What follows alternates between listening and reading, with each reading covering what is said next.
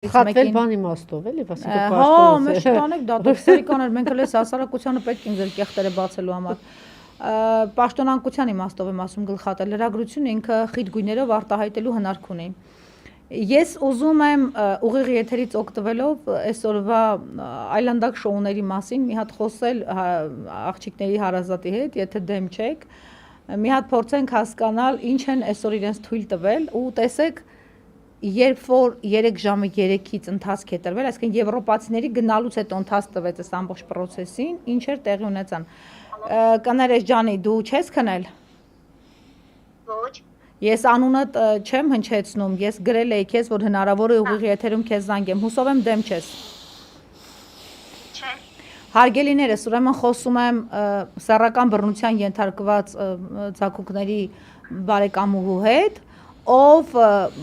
այս ամբողջ շոուի մեջ տերորի ենթարկվածներից մեկն է, որտեղ իրենք ամբողջ հարազատներով թաքստոսներ են փնտրում քնելու, որտեղ չգիտեն ինչ կկատարվի իրենց հետ։ Դուք հասկանում եք, թե ինչքան են արհեստականորեն ներքաշում պատմության մեջ հորեղբորը։ Հիմա հորեղբայրը, որ այսօր քննիչին հարվածել էր հայհոյանքներով զրույցից հետո, ես խնդրելու եմ այս բարեկամուհին, որը իրեն հայտնի տեղեկություններ ունի, թող պատմի այսօր վեդիոում ինչ կատարվեց։ Ջանես, կարող ես ասել մի երկու բան։ Ինձ պատմեցին, որ երեխաներին ուզեցել են տանեն հարցաքննության։ Երեկոյան։ Առանց փաստաբաների եւ առանց հոգեբանների եկել են երեխաների ետևից։ Քրեական ոստիկանությունը։ Փաստաբանին, հետո նրանք ուզում էին վերցնել երեխաներին եւ տանել, մենք երեխաներին տարանք ավելի ապահով տարածք։ Հետո ման գալուց հետո որ երեխաներին չգտան, ուզում էին բռնել տանել էլի։ Բռնի ուժով ուզել են երեխային տանեն։ Հա, բռնի ուժով ուզում են երեխաներին տանել։ Այսպես ասենք։ Հա, հետո որ երեխաներին չգտան, ասացին, որ դուք չփոշմանեք, Չէ, մորն էին հետո։ Մի րոպե հետո եկել էին մոր հետևից, չէ։ Մոր թե տատիկ էին։ Հա, մոր հետևից երեխաների բոլորին ուզում էին տանեին ոստիկանություն։ Ու առանց փաստաբանի, սա ֆիքսենք։ Այսինքն իրանց պետք էր մի հատ ինչ որ նորից հնարովի ցուցմունք, որը իդեպ իրանց չարացի արդյունքն է, որտեվ գիտեին արդեն կալանքիա գնալու, որ հետո թուղթ ունենային տակը դրած, հասկացաք, չէ՞։ Որտեվ գործը տեղից չէր շարժվել։ Իսկ երեք իրանք մի օրում հազիվ հասին, օրվա երկրորդ կեսից հետո, հազիվ հասին մի քրոջ առերես են։ Հետո ինչ տեղի ունեցավ։ Ում էին ախտվել։ Տատիկին, տատիկը ինչ պետք է հարցակնվեր։ Տատիկը այս գործով ով է։ Տատիկին ասել էին, որ դուք չփոշմանեք, դուք հələ շատ գալու եք ընկնեք մեր ոտքերը։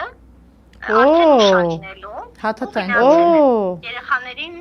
չգտնելուց հետո էլի, որ բոլորին։ Այսինքն հետապնդվում է այս ընտանիքը, հասկանում եք, հետապնդվում է, լկտիաբար հետապնդվում է։ Այդ ընտանիքը պետք է բոլորիս ուշադրության կենտրոնում լինի։ Այս ընտանիքը, այո։ Այսօր էլ հորեղբորը առավոտյան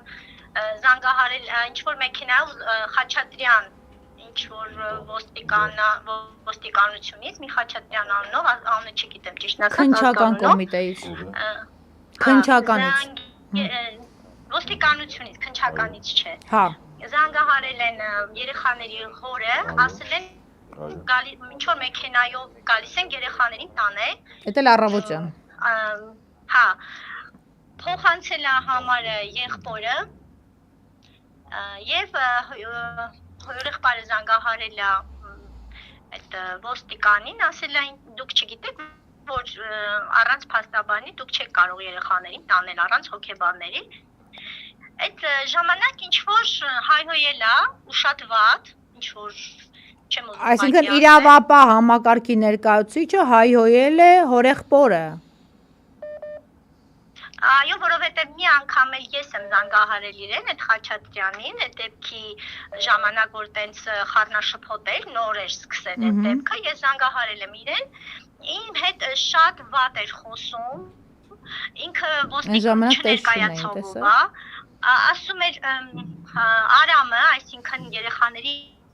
հայրը, մեր մոտ աշխատում, ինչ որ կոմունալիստ Բեդուք հակապետարանում ինչ-որ տենց Հա, վերջը մոտ աշխատում, հա, մեր ընկերն է, մեր ընկերն է, ասենց իրա բարերով եմ էլի ասում, մի խոսքով հետո իմ վատ խոսեց, ասում եմ դուք ով եք, դուք խի չեք ներկայանում ու չներկայացավ անունը, որովհետև ինքը ոստիկան էր, պետք է հաստատ ներկայանար, քանի որ ինքը ինձ զանգահարել է։ Ես ճիշտ եմ հասկանում, մինչև մեր հայտնվելը ձեր կյանքում իրանք փորձել են պարբերաբար կամ բանակցել կամ ահաբեկել ձեզ։ Այո, ես մենք որ գնացել էինք այդ ժամանակ Խնդրեմ հարգելիները, սա էլ առանձին հոդված է իրավապահների վարքագծի մասով, որը երեք նաև ես էի նկատում, թե ինչպես էին փայփայվում մանկապեխսերը եւ ինչպես էին արայով էր խոսում, որպես ոստիկան ինքը ինձ հետ արայով էր խոսում, որպես ոստիկան։ ու քեզ ուզել էր նկարել։ Լավ, հասկացա։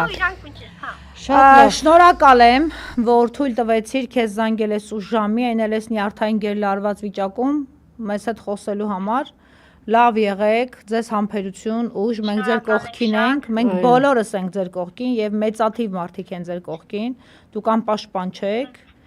եթե անպաշտպան եք, ապա բոլորս ենք անպաշտպան։ Համար որ դուք օգնում եք, որ արդեն ամեն ինչ լավ է լինելու։ Առաջն Աստված։ Անպայման։ Բայց Բայց որ դուք միայնակ չեք։ Այո, եւ Վարդուհին ձեզ ասել է։ Կենտրոնում է։ Անժելան Թովմասյան ասում է դուք բոլորդ մեր ուշադրության կենտրոնում եք, մենք ձեզ քաջալերում ենք, համբերություն ենք մաղթում եւ հիշեք, փաստաբանները ձեզ խոստացել են։ Այսքան ծանր զարգացումներից հետո ոչ միայն պիտի պատասխանատվություն կրեն մանկապիղծները, այլ այս շղթայում ներգրավված